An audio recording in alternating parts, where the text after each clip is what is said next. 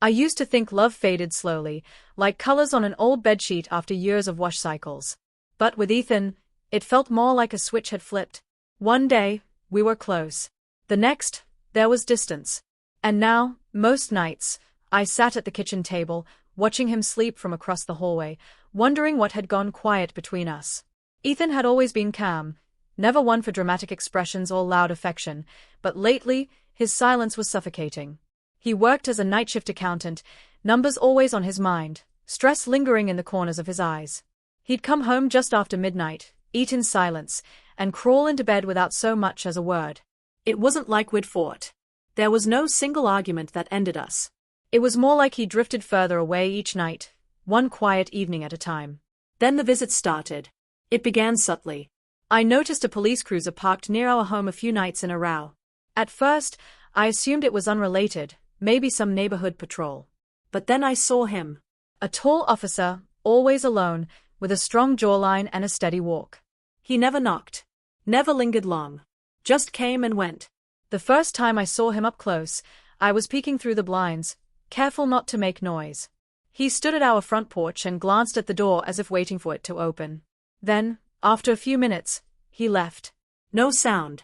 No sign of him trying to come in. I didn't ask Ethan. Something told me not to. But I began locking the door earlier, just in case. One evening, while Ethan napped before his shift, I brought it up casually. There's been a cop around here lately. Seen him a few nights. Ethan didn't even open his eyes. Probably just patrol. But he comes straight to our porch. He yawned. Neighborhood watch. It's a thing now. Go to sleep, Lena. But I couldn't. I had this creeping sense something wasn't adding up. 2 days later, Mrs. Henley from next door brought over a basket of muffins and some town gossip. As she handed me the warm baked goods, she chuckled. That young cop who strolls your sidewalk, charming fellow. I see him here every so often. Does he know your husband? I froze. I think so. Ethan's not very talkative about work friends. Mrs. Henley gave me that raised eyebrow look only elderly neighbors can manage. Well, he's certainly talkative with the right people. That night, I paid closer attention. Ethan came home just after midnight, as usual. He mumbled something about a rough shift, tossed his keys into the bowl, and went straight to bed. He looked exhausted. But there was something else, like he was carrying the weight of a conversation I hadn't been invited to. I stayed up, curled on the couch with a blanket, pretending to read. My ears caught every creak in the house. At 1:11 a.m., the front door handle twitched. I sat up. It didn't open. I stood slowly, tiptoed over, and peeked through the peephole. No one. But when I opened the door just a crack, I saw the cruiser parked across the street, engine running, headlights off. That night I didn't sleep. I lay beside Ethan, listening to him breathe, wondering what ghosts came through our door when I closed my eyes. The next day, I vacuumed the living room twice, rearranged the bookshelves, and cleaned out the kitchen drawers. Anything to stop thinking. But nothing worked. I needed answers.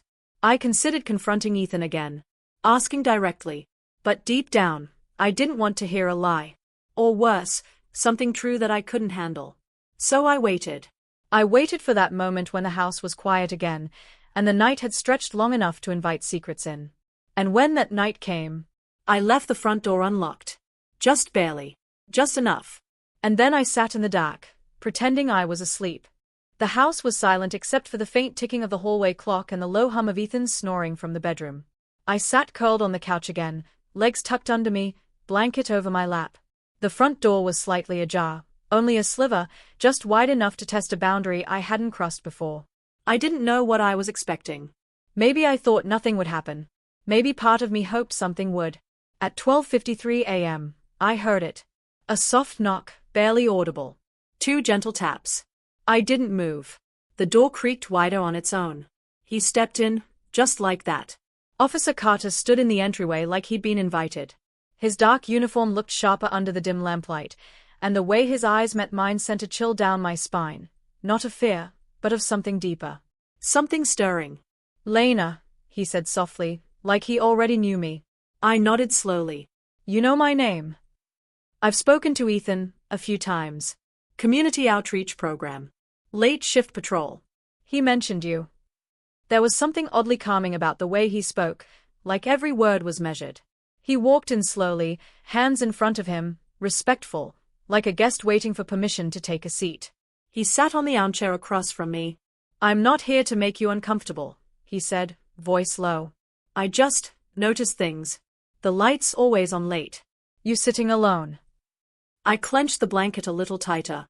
"You been watching me?" "No," he said. "Not like that. Just noticing. I've seen lonely people before. You're not the first." "Anything?" I asked. "You said he knows you?" He nodded. "We've had a few late-night talks. He's a good man. Quiet. Overworked." That stung more than it should have. He spoke about Ethan like a distant friend, someone he admired, but without warmth. Like Ethan was an assignment. "He never mentioned you," I whispered. Carter leaned forward slightly, elbows on knees. "Does he mention much of anything?" Silence filled the room like fog. He looked around the living room, eyes pausing on the mantel, the wedding photo from 5 years ago, a picture of Ethan and me at the beach, smiling, youthful, still whole. "You used to be happy," he said. I blinked. "How would you know?" "I see things. I read people. That photo tells me a lot." I didn't respond. I couldn't. My throat was too tight. He leaned back, looking up at the ceiling. "My job's weird. I deal with messes. Noise. But sometimes the quiet homes, they are the loudest." He looked back at me. "You haven't touched that glass of water." "I wasn't thirsty," I murmured. "Right. That's not what this night is about." The way he said it, so certain, so assured, made my heart pound. I should have stood up. I should have told him to leave. But I didn't. I couldn't. He didn't move closer, but the room felt smaller with him in it. I could feel his presence like static in the air. He was confident without being overbearing, familiar without being intrusive. "I'm not trying to cross a line," he said suddenly, eyes locked on mine. "But I think you're waiting for someone to remind you you're still here." I swallowed hard. "I feel invisible," I said, surprising myself with the honesty. "Every day I wake up and wonder if I exist in this house. He sleeps, he works, he eats, but he doesn't see me." Carter nodded. "And now you're seeing someone who sees you." It wasn't a question. It was a fact. And it hung in the room like thick air. He stood slowly. "I should go." My body didn't move, but my eyes followed him. When he reached the door, he stopped. "If I come back tomorrow, would the door be open again?"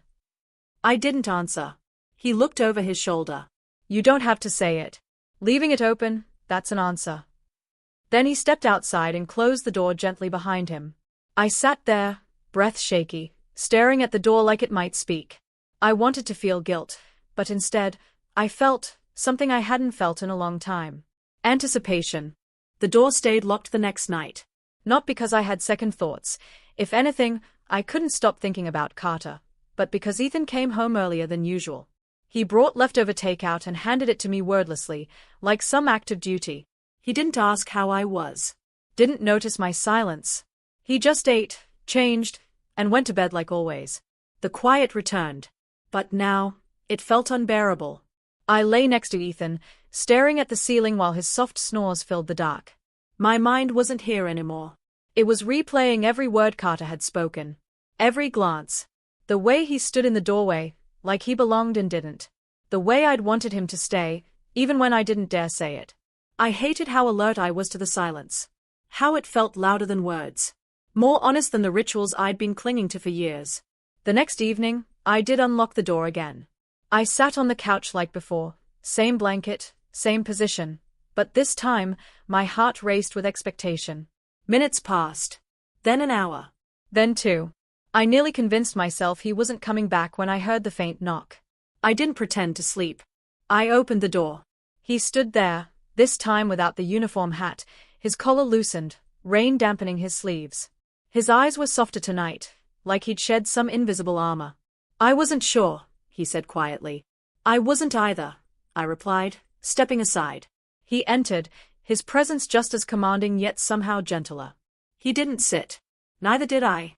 We stood in the middle of the room like the floor might shift beneath us. "I keep telling myself this is wrong," I admitted. "It probably is," he said. But it doesn't feel that way. He looked at me then, not with pity or conquest, but something painfully real. I wasn't supposed to come back, he confessed. But I couldn't stop thinking about you. My throat tightened. About what? About the way you haven't been seen in so long. The way you let someone in even when you were afraid. I didn't speak. I just moved, slowly, toward him, until the space between us disappeared. It wasn't passion, not at first. It was something quieter. His hands brushed mine like asking permission. When his lips touched mine, it wasn't urgent, it was searching. We kissed like two people who didn't know what they were supposed to feel but needed to feel something. Anything. It deepened. The kiss became a confession, a breaking of a dam. His fingers laced into my hair, my arms around his shoulders, and for the first time in years, I felt awake. He pulled back first, breathing heavier, eyes flicking toward the hallway. Is he asleep? I said. He won't wake. Carter didn't ask for more. He didn't need to. What happened next wasn't wild or reckless. It was deliberate, tender, and unbearably quiet. We barely spoke, afraid even whispers might break the spell, or worse, make it real. It wasn't just the act that changed me, it was being wanted, needed. It was knowing someone had looked at me and seen more than a silhouette. When it ended, he rested beside me, only for a moment. Then he sat up, running a hand through his hair like he was anchoring himself back to reality. I have to go, he said. This can't happen again. I nodded, but we both knew it wasn't true. As he opened the front door, he paused and looked back. If it means anything, this wasn't just about your husband. I didn't respond. I couldn't. I just nodded once and watched him disappear into the rain. Later, I slipped into bed next to Ethan. He didn't stir. He never did. The room was still. But inside me, nothing was. I didn't cry. I didn't feel shame. I felt changed. Not proud. Not whole. But no longer invisible. As the morning light crept in, Ethan stirred beside me and murmured something unintelligible. I didn't reply. I stared at the ceiling, wondering how many other nights would come and go before someone like Carter would step through the door again. And whether I'd lock it next time, or leave it wide open.